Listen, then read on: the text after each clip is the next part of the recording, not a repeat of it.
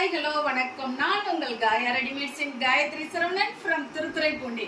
இன்னைக்கு நம்ம ஒரு ரெசிபி பண்ணலான்னு இருக்கோங்க. இந்த ரெசிபியோட நேம் என்னன்னு கடைசியாக வச்சுக்குவோம். இன்னைக்கு அந்த ரெசிபிக்கு தேவையான பொருள் வந்து ஒரு டம்ளர் பச்சரிசியை நல்லா 2 ஹவர்ஸுக்கு மேலே ஊற வச்சு அதில் ஒரு 10 முந்திரி போட்டு ஊற வச்சிடணுங்க. ஊற வச்சு அதை அரைச்சி அந்த மாவு 1 கிளாஸ் மாவை எடுத்துக்கிட்டோம்.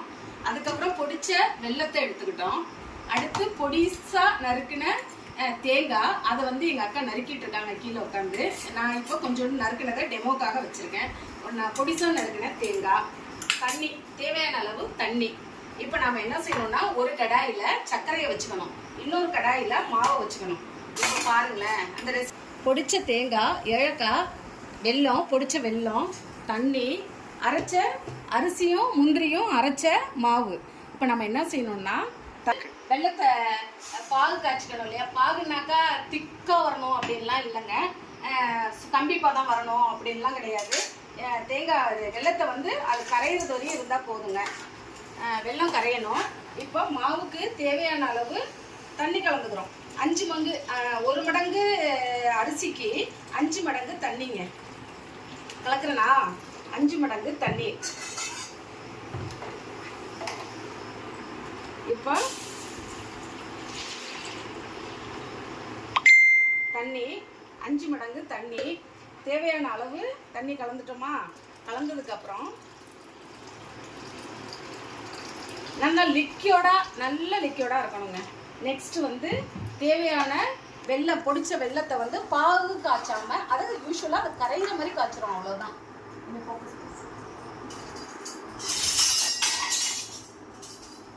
வடிகட்டுறதுக்கு ஃபில்டர் எடுத்துக்கிட்டோம்.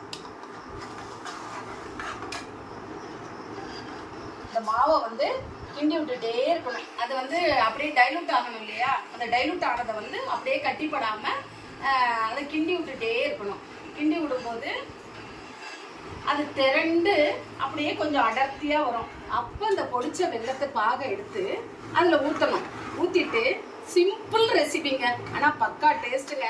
ஆயில் இல்லாமல், நெய் இல்லாமல், ஒரு ஆவியில் வேக வச்ச மாதிரி உள்ள ஐட்டம்ஸ் தான் இது.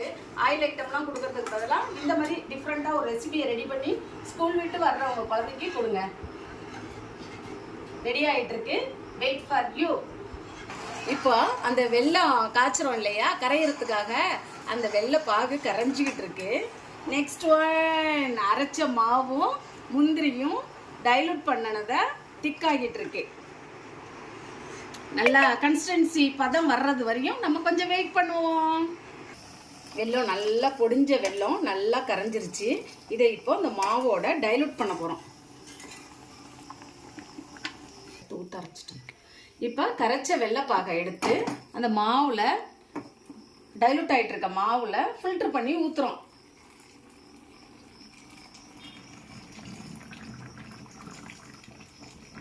ஃபில்டர் பண்ணியாச்சு.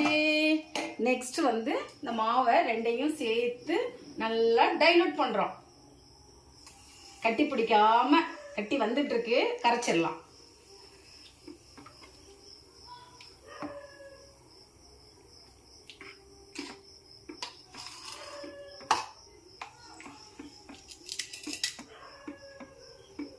இதை நல்லா கரைக்கிறோம். இந்த மாவை வந்து வெள்ளைப்பாகு ஊற்றி நல்லா கரைக்கிறோம். எண்ணெய் ஊற்றக்கூடாது, நெய்யை ஊற்றக்கூடாது. ஏன்னா இதெல்லாம் இல்லாமல் தானே நம்ம ஸ்நாக்ஸ் செய்கிறோம்.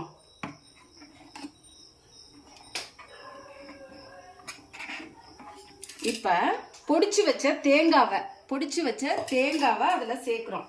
ஏலக்காவையும் தேங்காவையும் அதில் சேர்க்குறோம்.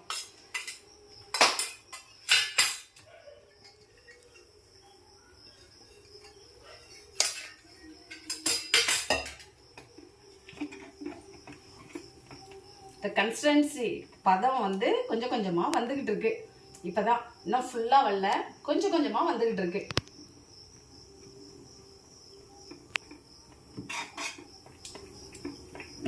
இது ஃபுல்லாக முடிச்சு உங்களுக்கு இந்த ரெசிபி ரெடி ஆனோடனே உங்களுக்கு அரேஞ்ச் பண்ணிட்டு உங்கள்கிட்ட லைனுக்கு வரேன். கிட்டத்தட்ட இந்த பதம் நெருங்கி வந்துகிட்டு இருக்கு. உங்களுக்காக சுட சுட ரெசிபி செஞ்சுட்டு இருக்கேன் காயா ரெடிமேட் அக்கா. ஹாய் வீவர்ஸ், நாம சொன்ன பதம் வந்துருச்சு. பாறை வச்சு அதை டிஸ்பிளே பண்ண வேண்டியதுதான்.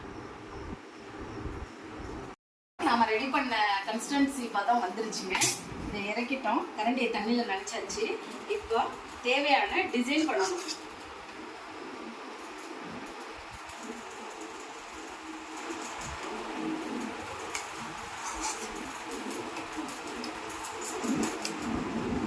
இது நல்லா திக்கானதுக்கு அப்புறம் ஹல்வா மாதிரியே இருக்குங்க. பீன்ஸ் ரொட்டி சைட்ல எல்லாம் வந்து நொதல் சொல்லுவாங்க.